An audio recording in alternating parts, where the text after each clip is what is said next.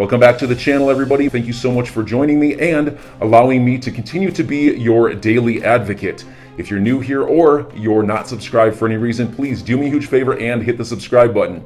Thank you to all of you who have been watching and following me for so long. It truly means a lot, and I'm glad that I can be this person. No, it is not just random XRP speculators talking about a settlement. I see more lawyers than I ever have currently talking about a settlement being imminent, and I'm going to show you guys why that's the case. Right here we see Bill tweeting out. He's a lawyer I follow. He said, "I think it will settle. In my litigation practice, more than 95% of cases settle. Unless the SEC really has non-merit based motive to delay all the way to trial, I would expect a settlement." So right here we can see that this guy is saying almost every case I work on ends up settling.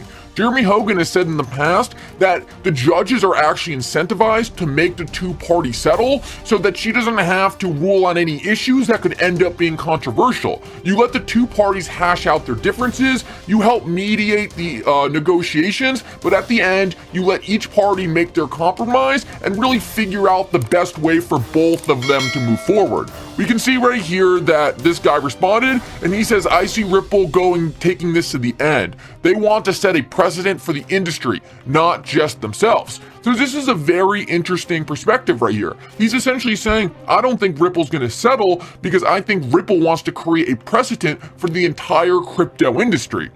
And while I do believe that Ripple likely wanted to do this at one point, I no longer really think this is a realistic scenario. And Bill actually responds to this and says, this is also a non-merits-based motive. I would expect Ripple to settle with the moment the terms offered satisfy what it needs. In any event, why would Ripple risk a loss for the sake of the entire crypto industry when a settlement giving XRP clarity will give it a competitive advantage? And this is a very, very critical statement by Bill, and he hits on a lot of key points. One, Ripple needs to settle because they are burning money with this case. They want this thing over with, and if the SEC brings terms to the table that is going to help advance their business and get them out of this regulatory purgatory, they are going to take it. It is in their best interest to get clarity for XRP, and that is it. While I do believe they likely want clarity for the whole industry, because I've heard their executives say that in the past, that is not their main worry, and if clarity for XRP is on the table, there is no doubt in my mind they will take it, and Brad Garlinghouse has even come out and said this directly.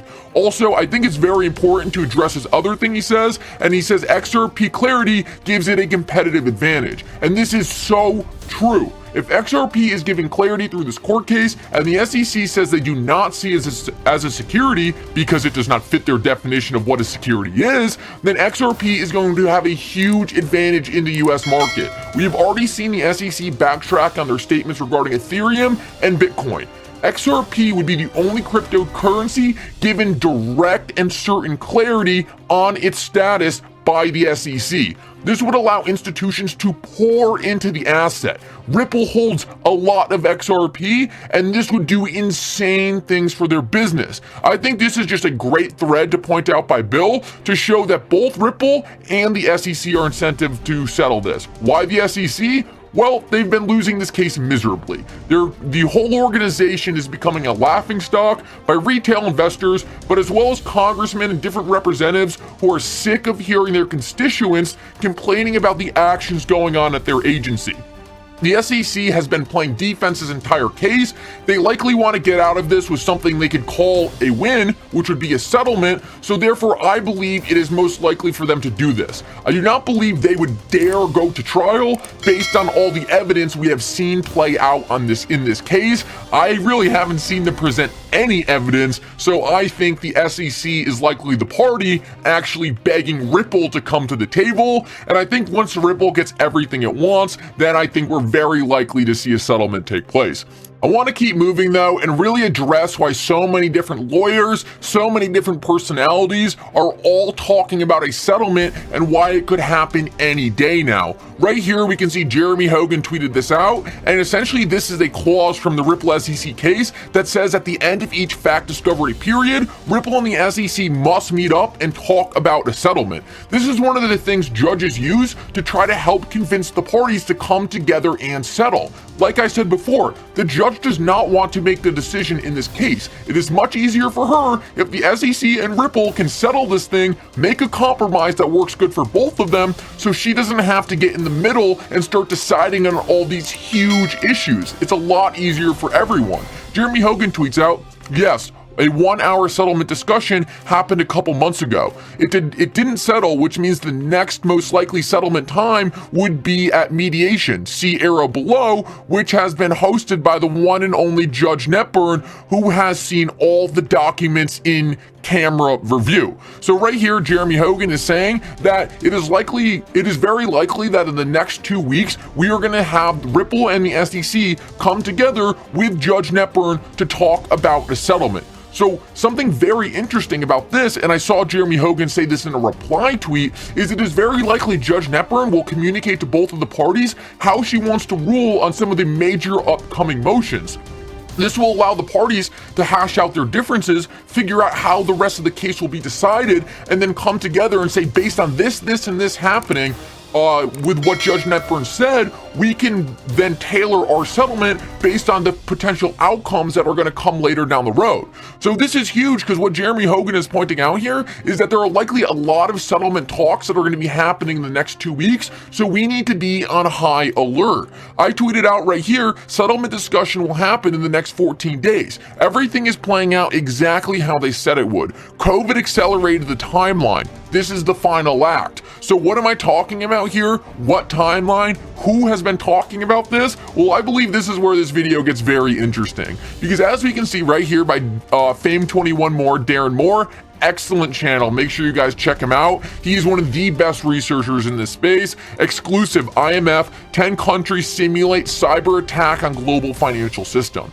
So for those of you who've not been around in the crypto or the XRP community for a long time, different people in our community have been talking about this taking place, this exact scenario we're seeing in the world right now, for years now. The speculation over upcoming cyber attacks, a reset of the financial system, has been talked about nonstop, and it is not pure speculation. I'm going to be showing you guys later in this video clips of the most powerful people in the world saying exactly what I just told you, and this is going to blow your mind. But one of the most speculated things in the past, and given I didn't even necessarily believe these things in the past, I heard them and they just seemed too crazy, too outlandish to all be taking place. But it has always been talked about that when these cyber attacks roll in, XRP will be given clarity and used to rescue the financial system.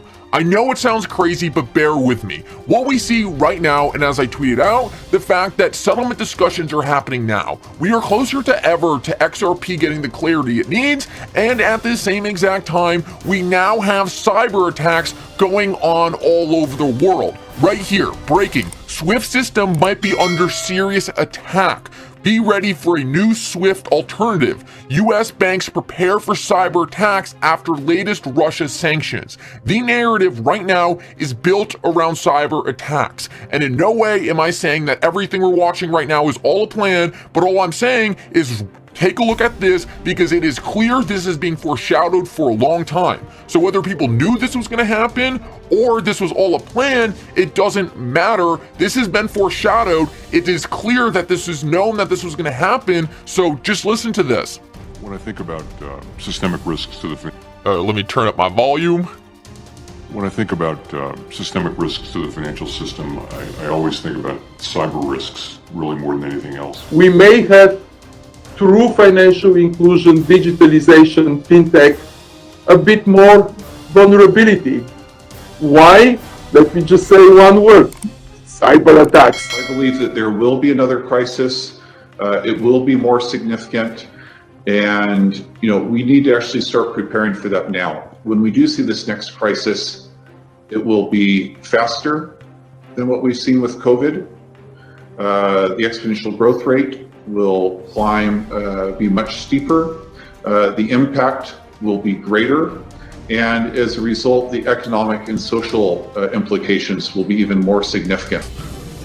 To the frightening scenario of a comprehensive cyber attack, which would bring to a complete halt to the power supply, transportation, hospital services, our society as a whole. We are coming to the closing session of this extraordinary event, designing a great narrative for the future.